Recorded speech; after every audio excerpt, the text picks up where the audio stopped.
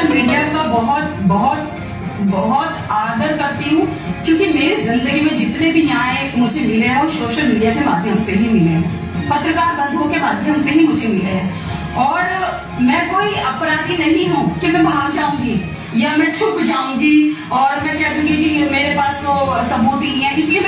मैं इसलिए मैं लाइव आई हूँ। तो उस रात सुरेश राठौर ने ये बोला कि वो गट्टू जिसे तू अपना भाई कहती है, वो गट्टू जा रहा था उस रात, जिसे तो राखी बोलती है, राखी वाला भाई बोलती है, दुष्यंत कुमार गौतम, वो जा रहा था उस रात। सुबह उठ के वो गंगा स्नान करके वो फोटो डालता है सोशल मीडिया पे, वो जा रहा था उस रात। फिर आरती गौड़ ने, क्योंकि आरती गौड़ के पास वीडियो ऑडियो है दुष्यंत कुमार गौतम की, क्योंकि आरती गौड़ भी कहीं ना कहीं सेक्स रैकेट में शामिल है, वो लड़कियां सप्लाई करती है, क्योंकि सुरेश राठौर ने उसको फ्लैट दे रखा है इसी काम के लिए। तो वो सारी चीजें, वो रिकॉर्डिंग, उसमें बहुत गणमान्य लोगों के नाम हैं। हम सबके नाम नहीं बोलेंगे अभी, हम इसलिए नहीं बोलेंगे क्योंकि देखो हम कहीं ना कहीं भारतीय जनता पार्टी के ही छोटी सी कार्यकर्ता हैं। हर जगह अच्छे बुरे इंसान होते हैं, भाजपा में भी अच्छे हैं, भाजपा में भी बुरे हैं, कांग्रेस में भी अच्छे हैं, कांग्रेस में भी बुरे हैं। ये मुद्दा किसी राजनीति विशेष का मुद्दा नहीं है भाई, सबको चिल्ला चिल्ला के कह रही हूँ ये मुद्दा है तो किसी बेटी की चीख पुकार का मुद्दा है, किसी बेटी की हत्या का मुद्दा है। हम तो ये कहते हैं कि जो हिडन अपराधी हैं, और अगर मैं तो ये कहती हूँ कि अगर सच में दुष्यंत कुमार गौतम जी ये है तो उनकी सीडीआर निकालें और सुरेश राठौर पब्लिक के सामने आए, मीडिया के सामने आए, सब चीजें दूध का दूध पानी का पानी हो जाएगा। और हम ये जो वीडियो आप लोगों ने देखी, इस वीडियो ने पिछले 2 दिनों से उत्तराखंड में धूम मचा रखी है। आप लोग को इस वीडियो में जो कहते हुए जो कह रही हैं, ये स्वयं को सुरेश राठौर, जो कि भारतीय जनता पार्टी के पूर्व में विधायक थे, उनकी पत्नी के रूप में ये अपना परिचय देती हैं और ये कहती हैं कि सुरेश राठौर जी के ऑडियो रिकॉर्डिंग इनके पास हैं, जो वो भी सोशल मीडिया में है, लेकिन वो बहुत ही इस तरह के हैं कि हम उनको यहाँ पर नहीं दिखा सकते हैं। हम कांग्रेस के इस प्लेटफॉर्म का उपयोग उस तरह की हल्की बातों के लिए यहाँ पर नहीं करना चाहते जो इन दोनों के बीच की बातें हैं,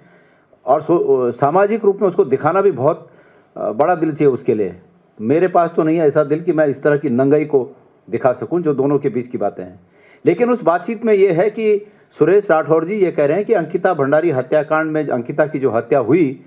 वो हत्या इसलिए हुई कि उसके ऊपर दबाव बनाया जा रहा था इन शख्स के लिए, जिनका नाम अभी इस मैडम ने लिया, गौतम। ये वर्तमान में भारतीय जनता पार्टी के उत्तराखंड के इंचार्ज हैं और बड़े लंबे समय से इंचार्ज हैं। तो जो नारा था कि बेटी बचाओ बेटी पढ़ाओ, असलियत में भारतीय जनता पार्टी की नीयति इस रूप में सामने आई कि भारतीय जनता पार्टी की हकीकत क्या है बेटियों के प्रति। साथियों, एक चीज मैं ये कहना चाहता हूं कि अंकिता भंडारी हत्याकांड जब हुआ,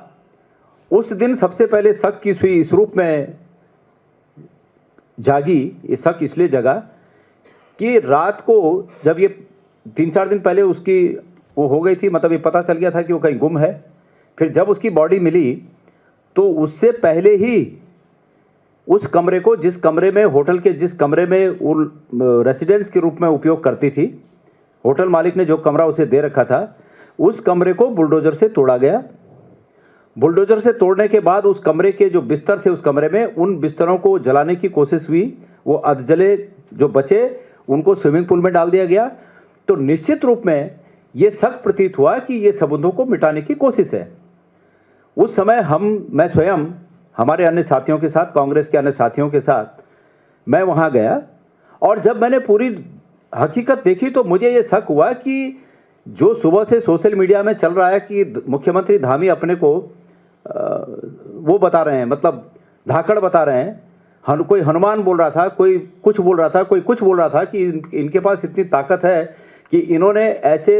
होटल को तोड़ दिया जिस होटल में कांड हुआ। लेकिन मुझे शक इस बात का हुआ कि अगर इनको उस होटल मालिक को नुकसान करना था तो उस होटल मालिक का निजी आवास बुलडोजर से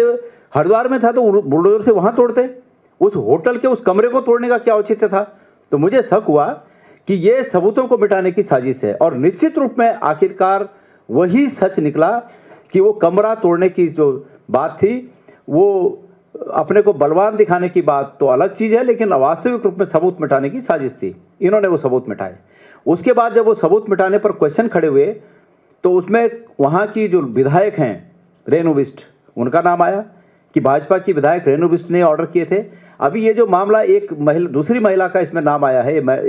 ये जो महिला नाम ले रही हैं, एक दूसरी महिला का नाम ले रही हैं, उनका भी वीडियो आ गया जवाब में। उनका कहना है कि वो काम रेणु बिष्ट ने किया था। भारतीय जनता पार्टी, रेणु बिष्ट ने कहा कि मुख्यमंत्री ने किया था। मैं भारतीय जनता पार्टी के नेताओं से आज दोबारा इतने सालों के बाद इस बात को पूछना चाहता हूं कि ये बताएं कि उस कमरे को तोड़ने के पीछे उनकी जल्दी क्या थी। अब चूंकि उनके नेता का नाम उन्हीं के पार्टी के कार्यकर्ताओं के द्वारा और उन्हीं के पार्टी के पूर्व विधायक के द्वारा उनके नेता का नाम सामने आ गया, तो भारतीय जनता पार्टी की सरकार,